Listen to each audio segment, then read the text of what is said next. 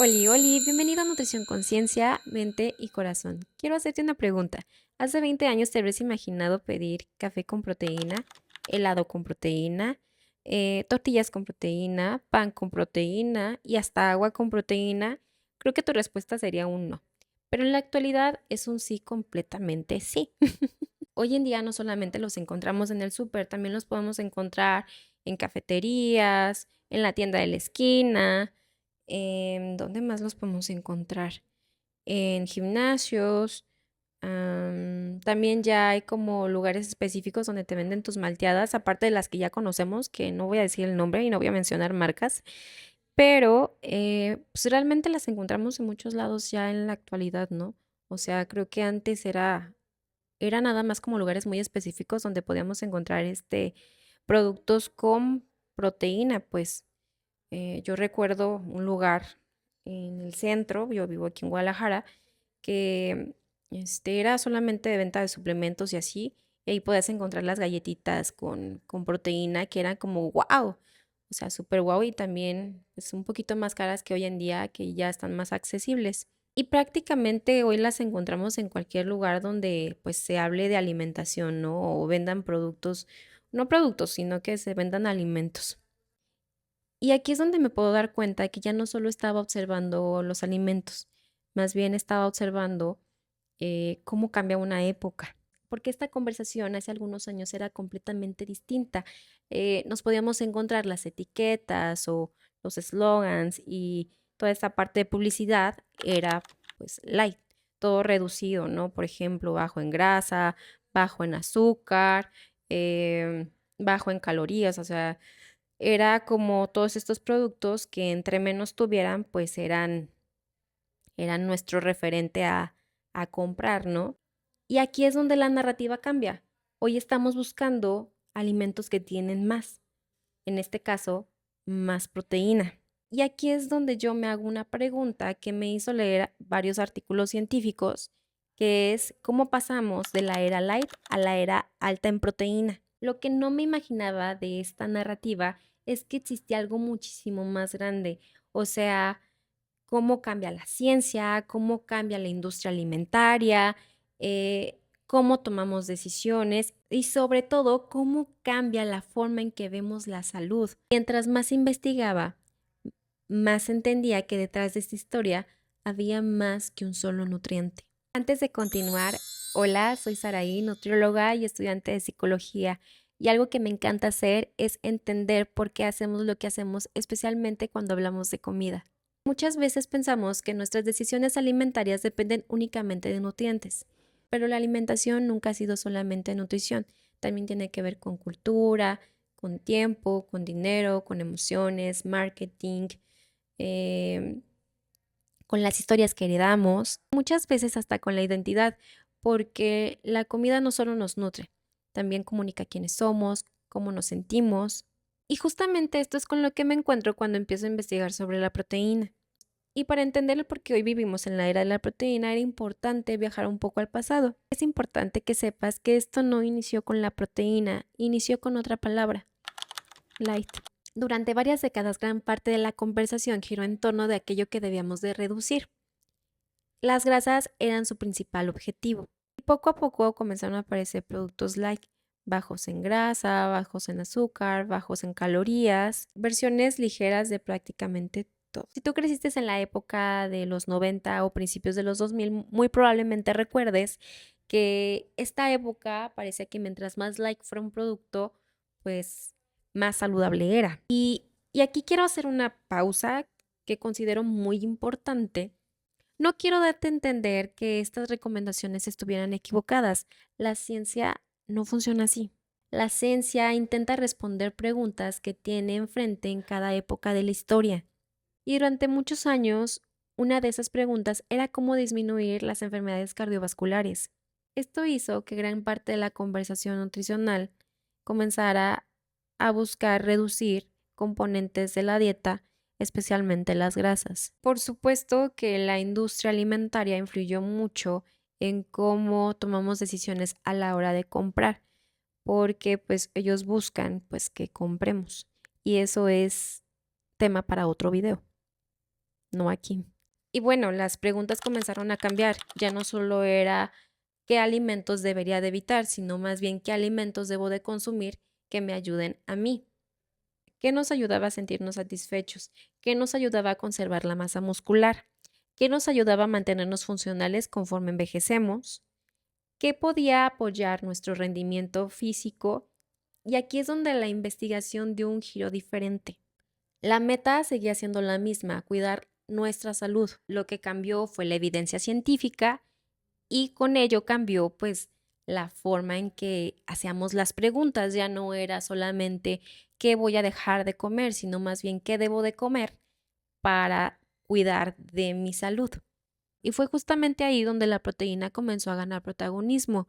Y mientras todo esto estaba ocurriendo, la sociedad también estaba cambiando. Cada vez más personas comenzaron a hacer ejercicio, los gimnasios dejaron de ser espacios para aquellas personas que solamente querían competir. Empezamos a hablar muchísimo más de fuerza, de masa muscular, de rendimiento, de recuperación. Crecieron el running, el ciclismo, el entrenamiento funcional, el wellness y hasta recientemente disciplinas como el Jairos.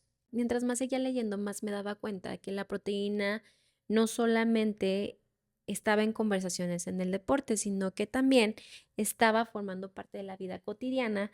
La mamá que prepara el desayuno para la familia, el estudiante que necesita algo práctico entre clases, la persona que trabaja todo el día y tiene poco tiempo para cocinar, el adulto mayor que busca conservar su independencia, el deportista que quiere recuperarse mejor después de entrenar, personas completamente distintas con necesidades distintas y estas se empezaban a encontrar con el mismo mensaje, o sea, la proteína.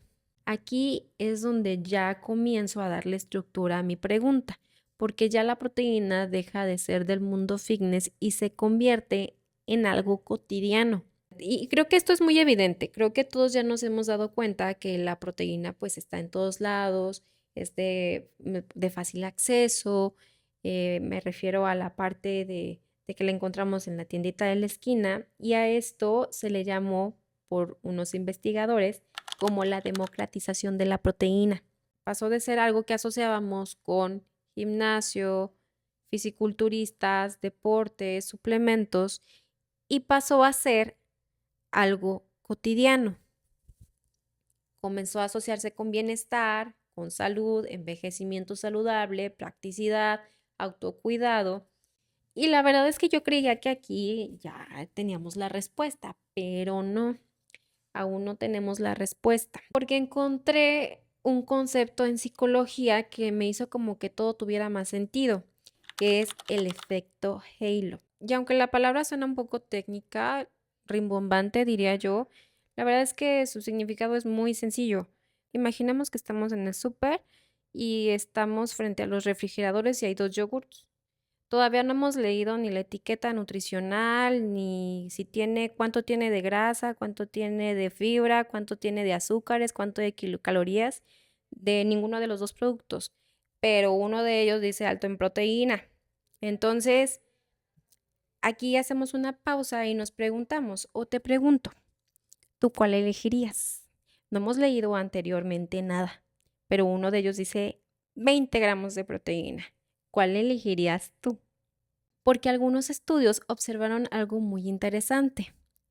Cuando un producto destaca una característica positiva, muchas personas tienden a percibirlo como más saludable, incluso antes de revisar toda la información nutricional.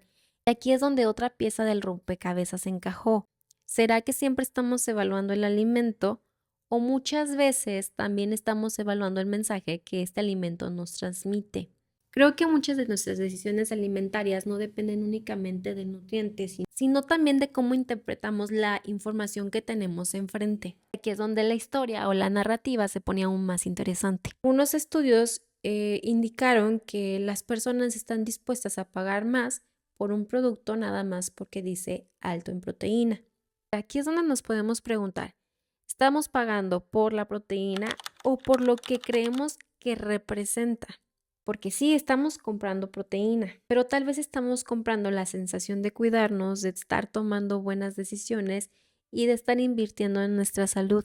Aquí es donde nos podemos dar cuenta que no solamente estamos comprando nutrientes, sino que estamos comprando significados. Y aquí quiero hacer una pausa muy importante. Después de leer todos esos artículos científicos, tengo algo muy claro.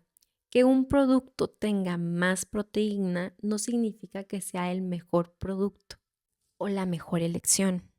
Y creo que vale mucho la pena recordarlo porque los alimentos son más que un solo nutriente, son vitaminas, minerales, carbohidratos, lípidos, proteínas, entre otros componentes que influyen en nuestra salud.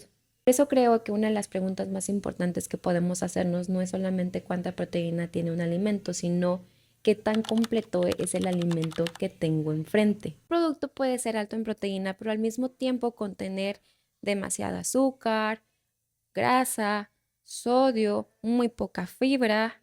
Y esto cambia completamente la conversación. Al final, la calidad nutricional de un alimento no depende solamente de un nutriente, sino del conjunto. Creo que esa es la diferencia que debemos de tener presente a la hora de elegir qué productos comprar. Me parece muy importante platicarte que yo también consumo alimentos altos en proteína.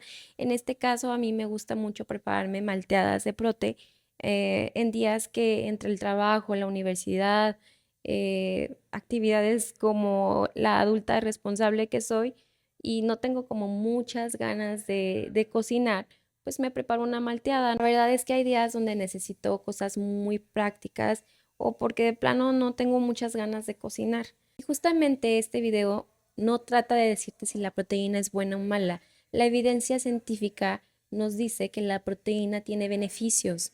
Puede ayudar a alcanzar los requerimientos nutricionales, a mantener y fortalecer la masa muscular, a la saciedad, entre muchas otras funciones que tiene.